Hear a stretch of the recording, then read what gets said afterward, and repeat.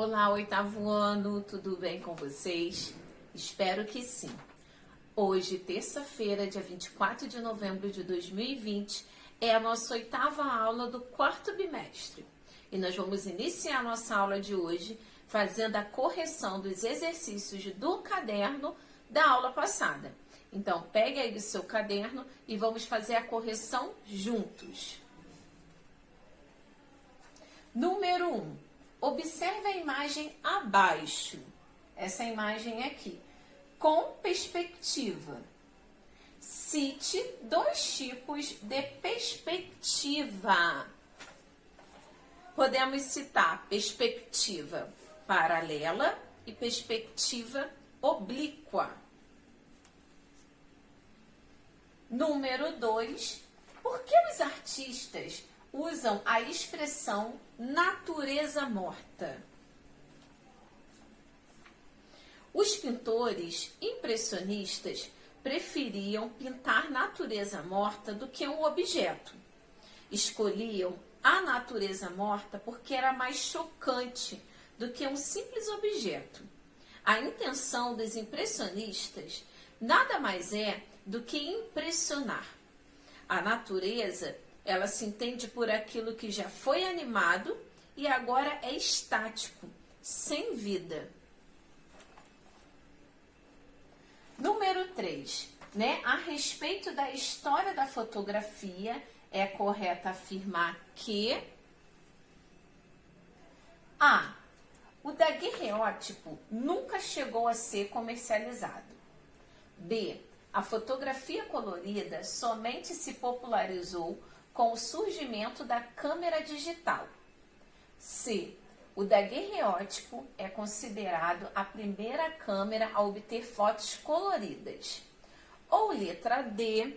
O daguerreótipo foi divulgado em 1839, tendo sido substituído por processos mais práticos e baratos apenas no início da década de 1860. Então, de acordo com a história da fotografia, é correto afirmar que A, B, C ou D? A resposta correta é a letra D. O daguerreótipo, ele foi divulgado, gente, em 1839, tendo sido substituído por processos mais práticos e baratos quase no início da década de 1860. Então, a letra D é a afirmativa correta. Agora, turma, que nós já fizemos aí a correção dos exercícios da aula passada, vamos dar início aos conteúdos da nossa aula de hoje. E hoje nós vamos finalizar aí a parte da revisão dos conteúdos. Então, pegue seu caderno e não esqueça de anotar todas as informações aqui do meu slide, ok? Prestando bastante atenção, anote tudo com muito capricho e muita atenção. Hoje nós vamos relembrar um pouquinho sobre elementos naturais que se transformam em arte, arte indígena e elementos da natureza. Esses conteúdos aqui nós estudamos aí nesse quarto bimestre no livro de vocês. Vocês podem encontrar esses conteúdos aí no livro da página 87 até a página 96. Então, nós vamos iniciar relembrando um pouco aí sobre a arte, de utilizar aí pigmentos e até mesmo elementos da natureza para compor uma obra de arte. A arte contribui com a natureza quando, por meio de uma pintura, ilustração botânica ou até um objeto de artesanato, tem-se a sensação de que tudo no meio ambiente pode ser reutilizado sem que nada seja prejudicado. Então, quando nós falamos de pigmentos naturais, elementos da natureza, nós temos que pensar de duas maneiras. Que tudo na natureza ele pode ser utilizado dentro das artes, mas que precisa ser o quê? Preservado. E a natureza ela não pode ser prejudicada. A arte rupestre é compreendida como um amplo conjunto de desenhos, pinturas e inscrições realizadas pelo homem pré-histórico. Geralmente, esse tipo de manifestação artística aparece no interior de cavernas e em outras superfícies rochosas. Ainda hoje, muitos especialistas discutem se o desenho rupestre pode ser avaliado como uma forma de arte. Elas podem ser categorizadas em pintura rupestre e gravura rupestre. Então tem esses dois termos. Mas até hoje, a pintura rupestre ou a gravura rupestre, até hoje existe essa relação ainda se pode ser realmente considerado ou não. Né? Alguns críticos, eles falam que não. Mas nós podemos estudar, né, na história da arte que faz sim, a pintura rupestre foi a primeira manifestação artística feita pelo homem, né? E utilizando o quê? Pigmentos da natureza. Aqui nós podemos observar, né, uma pintura rupestre. Então as pinturas rupestres nós podemos encontrar espalhadas aí pelo mundo inteiro, tá? Aqui no Brasil nós podemos encontrar uma quantidade maior de pinturas rupestres nos alguns estados de Minas Gerais. E isso daqui é um belo exemplo, na qual as pessoas, né, desde a pré-história, os homens e mulheres já tinham a necessidade de manifestar as suas ideias, né, de se expressar através dos desenhos. Então aqui um exemplo de pintura rupestre. Mais outro. Então, o que eles costumavam pintar? Né? Cenas do dia a dia, da caça, né? Então, cenas mesmo do dia a dia deles. Os animais. Essas imagens podem ser vistas em todos os continentes e provavelmente surgiram após o aparecimento de objetos artísticos móveis, como utensílios e esculturas em pedras, ossos, chifres e etc. Agora, como que eles faziam para pintar esses desenhos?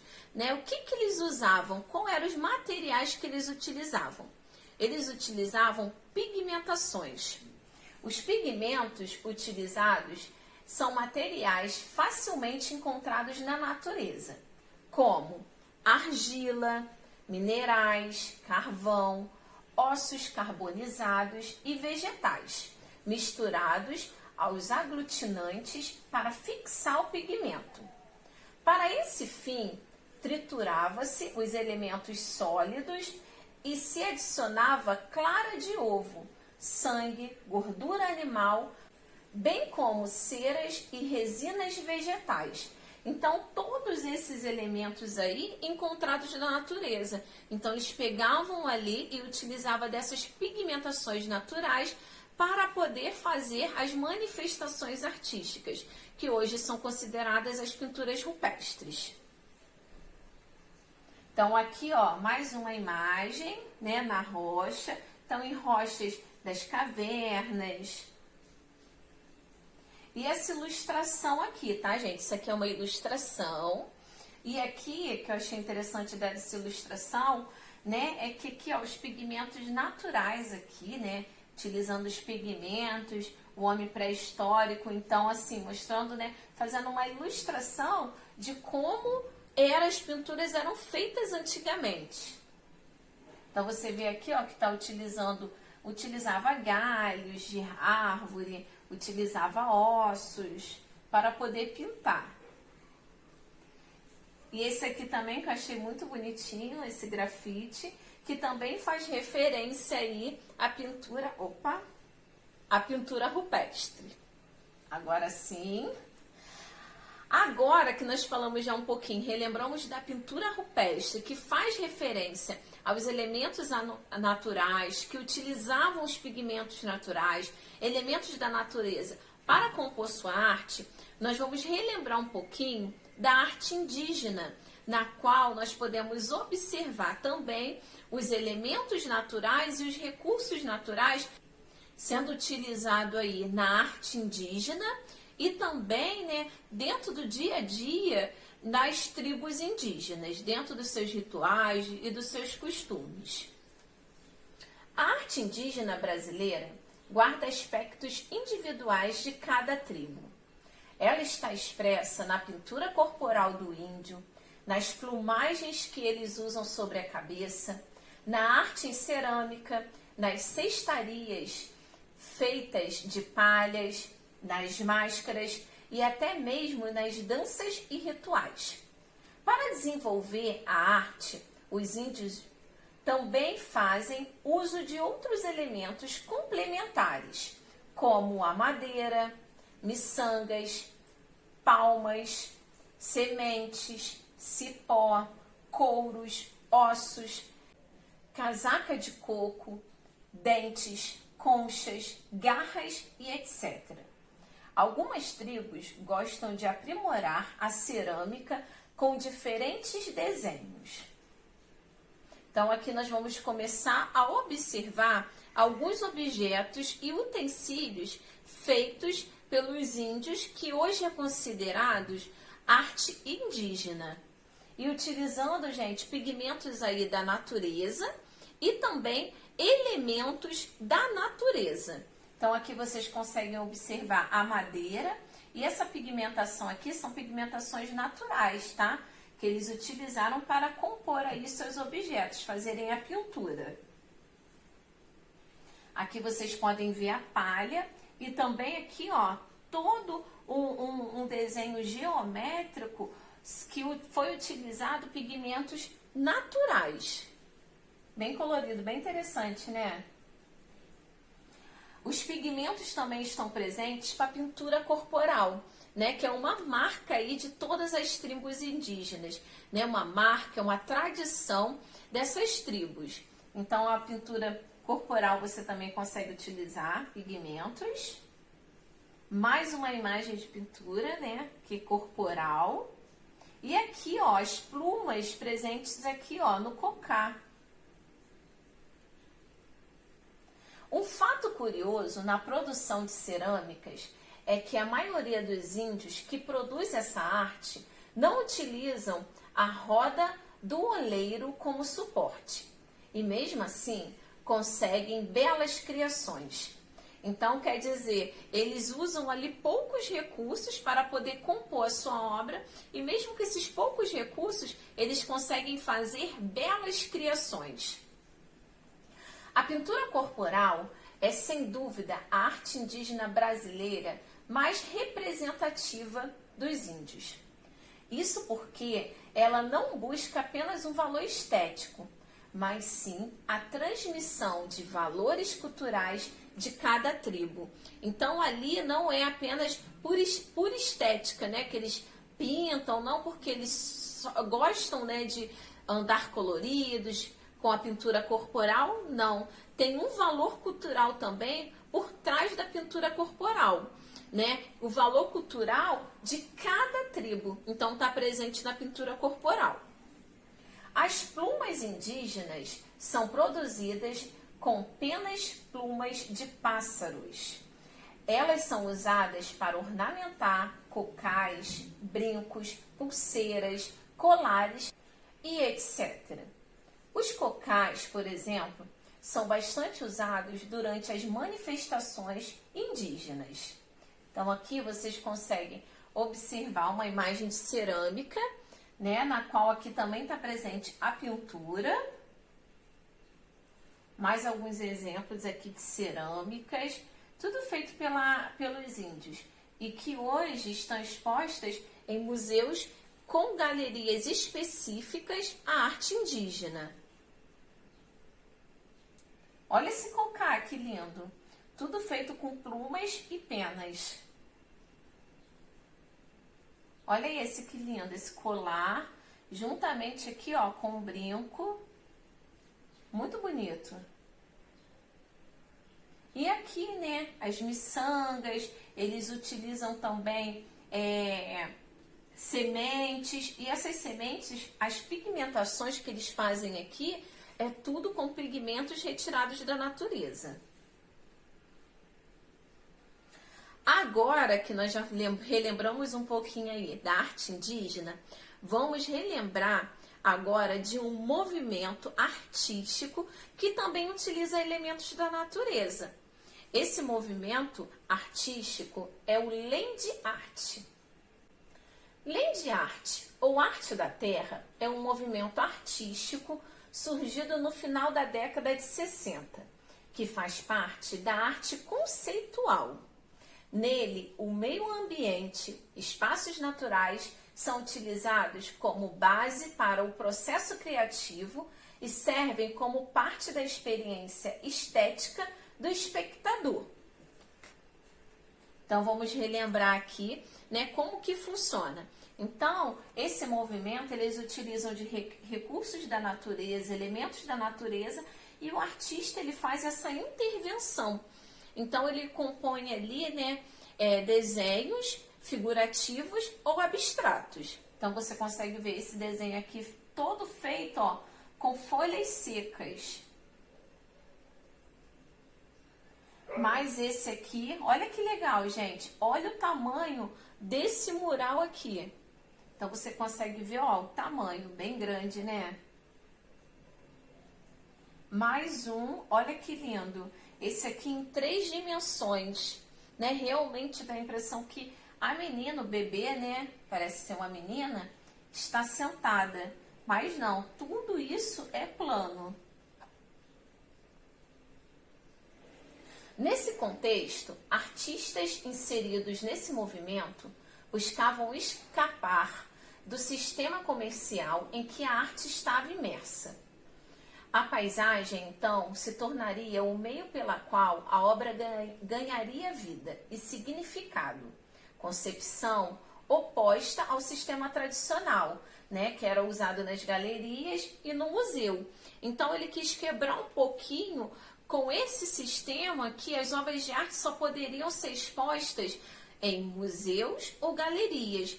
E então, os adeptos a esse movimento, eles falavam assim, não, a arte também ela pode ser exposta no meio ambiente. Então, daí que surgiu esse movimento, a partir dessa ideia. Normalmente, tinham-se a documentação dos trabalhos a partir de fotografias, filmografias e elaboração de mapas. Em galerias, exposições desse movimento incorporavam materiais naturais das paisagens, nas esculturas e instalações. Então, esses materiais, essas obras de arte que iam para a galeria ou para algum museu, o que eles eram feitos? Eram em tamanhos menores e geralmente eram esculturas, né? Já as instalações maiores, elas eram fotografadas e filmadas para ficar o registro, né, daquele movimento, o registro daquela obra de arte. Então, aqui vocês vão ver, ó, mais um exemplo que foi fotografado.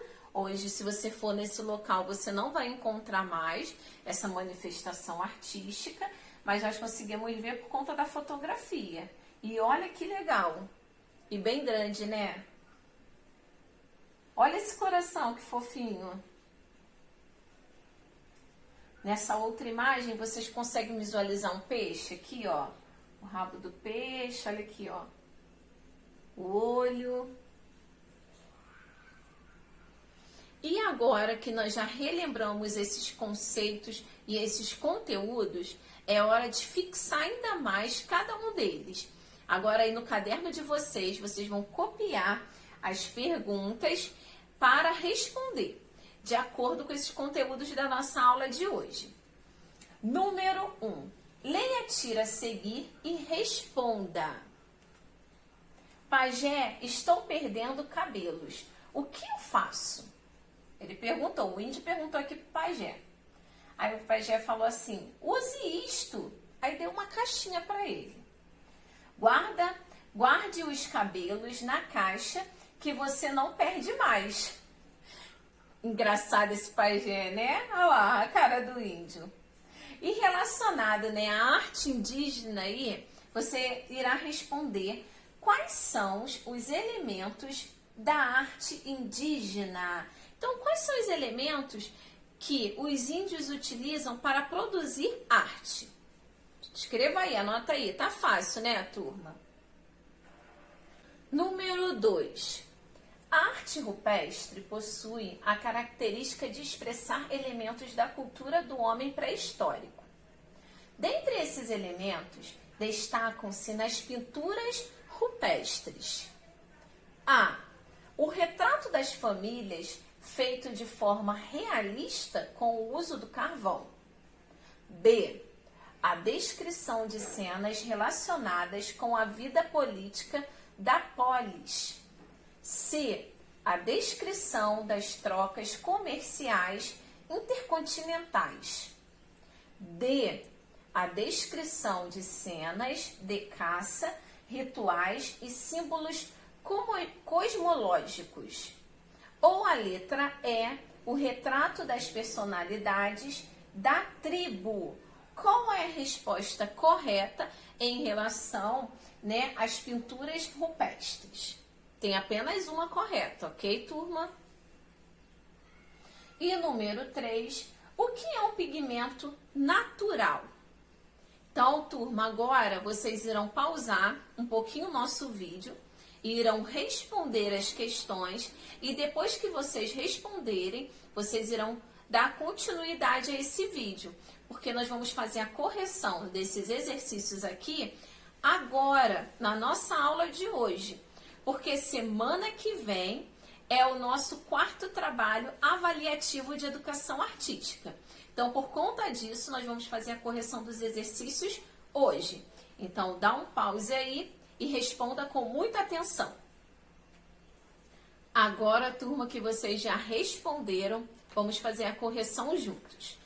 Número 1, quais são os elementos da arte indígena? Para desenvolver a arte indígena, os índios utilizam vários elementos, como madeira, plumas, sementes, cipós, couros, ossos, conchas e pigmentos naturais. Número 2, a respeito das pinturas rupestres, era para você marcar a alternativa correta. E aí, qual é a alternativa correta? Letra A, B, C, D ou letra E? A resposta correta, turma, é isso aí, a letra D. A descrição de cenas de caça, rituais e símbolos cosmológicos, tá? Então, esses eram os desenhos que eles faziam nas pinturas rupestres. E agora, número 3, o que é um pigmento natural? Pigmento natural é um pigmento obtido diretamente da natureza, sujeito apenas a processos de purificação da natureza física que permitem separar o material de que se aproveita a cor dos outros materiais a que esteja associado. Então, turma, por hoje é só. Nos vemos semana que vem. Desde já eu quero reforçar a vocês que hoje é o nosso último encontro no Zoom. E eu conto com a participação de cada um de vocês, porque será uma tarde mais que especial. Então, fiquem com Deus, uma terça-feira abençoada e até semana que vem. Tchau, tchau!